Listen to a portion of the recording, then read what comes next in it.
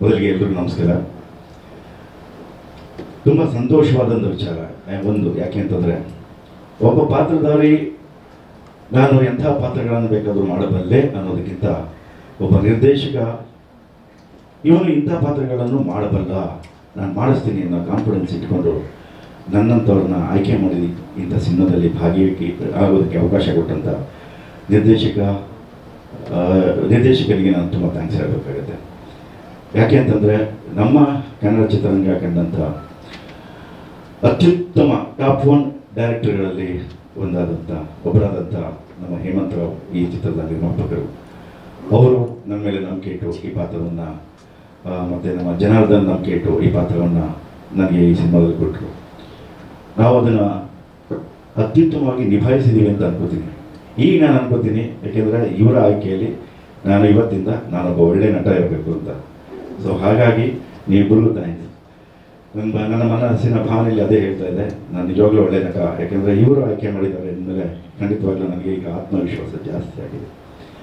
ಇನ್ನೊಂದು, ಈ ಸಿನಿಮಾದ ಬಗ್ಗೆ ನನಗೆ ಒಂದು ಆತ್ಮವಿಶ್ವಾಸ. ನಾನು ಮನೆಯಿಂದ ಹೊರಟಾಗ ನನ್ನ ಹೆಂಡತಿಗೆ ಹೇಳಿದೆ, ಹಿಂಗೆ ಅಜ್ಞಾತವಾಸದ ಟ್ರೈಲರ್ ರಿಲೀಸ್ ಇವೆಂಟ್ ಇದೆ, ಹೋಗಿ ಬರ್ತೀನಿ. ಒಂದೇ ಮಾತು ಹೇಳಿದವಳು, ಈ ಸಿನಿಮಾ ಮೆಗಾ ಹಿಟ್ ಆಗಿದೆ ಈ ಸಿನಿಮಾ ಅಂತ. ಯಾಕೆಂತಂದರೆ ಅವರು ನಮ್ಮ ಹೇಮಂತರಾವ್ ಅವರ ನಮ್ಮ ಇಡೀ ಕುಟುಂಬವೇ, ನನ್ನ ಹೆಂಡತಿ ಒಬ್ಬಳೆಲ್ಲ ನಮ್ಮ ಇಡೀ ಕುಟುಂಬವೇ ಅವರ ದೊಡ್ಡ ಫ್ಯಾನ್. ಅವರ ಚಿತ್ರಗಳನ್ನ ಒಂದೂ ಬಿಡೋದಿಲ್ಲ, ಹೋಗಿ ನೋಡ್ಕೊಂಡ್ಬರ್ತಾರೆ. ನಮ್ಮ ಮನೇಲಿ ಈಗಾಗಲೇ ಸಪ್ತಸಾಗರ ಒಂದು 18-19 ರನ್ನಿಂಗ್ ಆಗ್ತಾನೆ ಇರಬೇಕು, ಹೋಗಿ ಕೊಡ್ತಾನೆ ಇದೆ ಈಗಲೂ. ಅದರಲ್ಲಿ ಒಂದು ದಿನ ಅಂತೂ ನಮ್ಮ ಶಾಲಿನಿ, ವರ್ಷ ಮತ್ತು ನನ್ನ ಹೆಂಡತಿ 3 ಜನ ವಿಚಾರಗಳನ್ನ ಅಳ್ತಾ ಕೂತಿದ್ರು. ನಾನು ಭಾಳ ನೋಡಿಬಿಟ್ಟು ವಾಪಸ್ ಹಂಗೆ ಹೊಟ್ಟೋಗ್ಬಿಟ್ಟೆ. ಅಯ್ಯೋ, ಈ ಥರ ಇನ್ನೂ ಅಳ್ತಾ ಕೂತಿದ್ದಾರೆ ಅಂತ, ನೋಡಿದಾಗೆಲ್ಲ ಅಳ್ತಾ ಕೂತಿರ್ತಾರೆ ಅಂಥ ಸಿನಿಮಾ. ಅಂತಹ ಚಿತ್ರಗಳನ್ನು ಕೊಟ್ಟಂಥ ಒಬ್ಬ ನಿರ್ದೇಶಕ ಇಂಥ ಒಳ್ಳೆಯ ಕಂಟೆಂಟ್ ಇರುವಂತಹ ಸಿನಿಮಾವನ್ನು ನಿರ್ಮಾಣ ಮಾಡ್ತಾರೆ ಅಂತಂದರೆ ಇಲ್ಲಿ ಪ್ರೇಕ್ಷಕರು ಇಲ್ಲಿಂದಲೇ ಈ ಒಂದು ಒಳ್ಳೆಯ ಸಿನಿಮಾದ ಬಗ್ಗೆ ಒಳ್ಳೆಯ ಅಭಿಪ್ರಾಯವನ್ನು ಹೊಂದಬಹುದು ಅಂತ ಹೇಳ್ತೀನಿ. ಸೊ ಹಾಗಾಗಿ ನಿಮಗೆ ಬೇಕಾಗಿದ್ದು ಒಂದು ಸಿನಿಮಾ ಮಾಡಿದಾಗ ಅಯ್ಯೋ ಕಂಟೆಂಟ್ ಇಲ್ಲ ಅನ್ನೋದು, ಇನ್ನೊಂದು ಸಿನಿಮಾ ಮಾಡಿದಾಗ ಕಂಟೆಂಟ್ ಬೇಕಿತ್ತು ಅಂತ ಕೇಳ್ತಿದ್ರು. ಇದೆಲ್ಲ ನಮಗೆ ಕೇಳಿ ನೋಡಿ ಅದನ್ನು ತಾಳೆ ಹಾಕಿ ತೂಗಾಗಿ ನೋಡಿದಾಗ ಎಸ್, ಜನ ಬದಲಾಗಿದ್ದಾರೆ, ಅವ್ರಿಗೆ ಕಂಟೆಂಟ್ ಸಿನಿಮಾಗಳು ಬೇಕು ಅಂತ ಹೇಳಿ ನಮ್ಮ ತಂತ್ರಜ್ಞರು ಬದಲಾಗಿದ್ದಾರೆ, ನಟರು ಬದಲಾಗಿದ್ದಾರೆ, ನಮ್ಮ ಚಿತ್ರರಂಗವೂ ಬದಲಾಗಿದೆ, ಜನರು ಬದಲಾವಣೆ ಕೇಳ್ತಿದ್ದಾರೆ. ಸೊ ಆ ಒಂದು ಅತ್ಯುತ್ತಮ ಅದ್ಭುತವಾದ ಕಂಟೆಂಟ್ ಇರುವಂಥ ಸಿನಿಮಾ ನಿಮ್ಮ ಅಜ್ಞಾತವಾಸಿ ಅಂತ ಹೆಮ್ಮೆಯಿಂದ ಹೇಳೋದಕ್ಕೆ ನಾನು ಇಷ್ಟಪಡ್ತೀನಿ.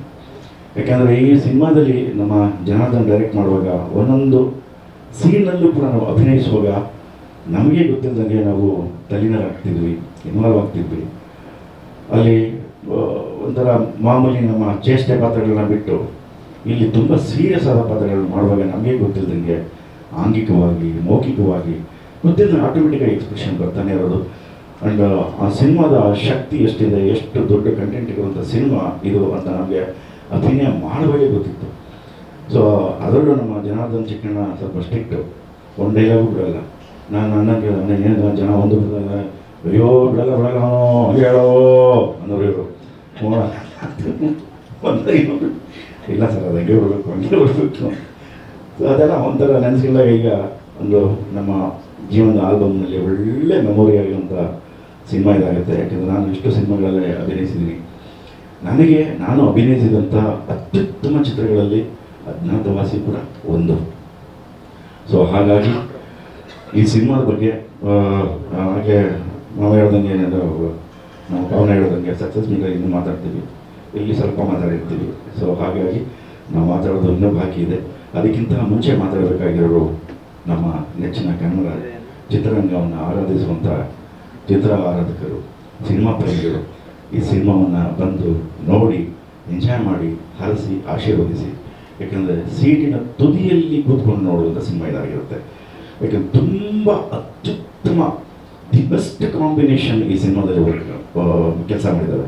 ಒಂದು ನಮ್ಮ ಹೇಮಂತ್ ಆಗಿರ್ಬೋದು, ಜನ ಆಗಿರ್ಬೋದು, ಅದ್ವೈತ ಆಗಿರ್ಬೋದು, ಆ್ಯಂಡ್ ಚರಣ್ ರಾಜ್ ಆಗಿರ್ಬೋದು, ಆ್ಯಂಡ್ ಕೃಷ್ಣ ಅವರಾಗಿರ್ಬೋದು, ಆ್ಯಂಡ್ ನಮ್ಮ ಸಹ ನಿರ್ದೇಶಕರು ಅವರುಗಳು ಕೂಡ ಬಹಳ ಮನಸ್ಸಿಟ್ಟು ತುಂಬ ಡಿಸಿಪ್ಲಿನ್ ಆಗಿ ಕೆಲಸ ಮಾಡಿದ್ದಾರೆ.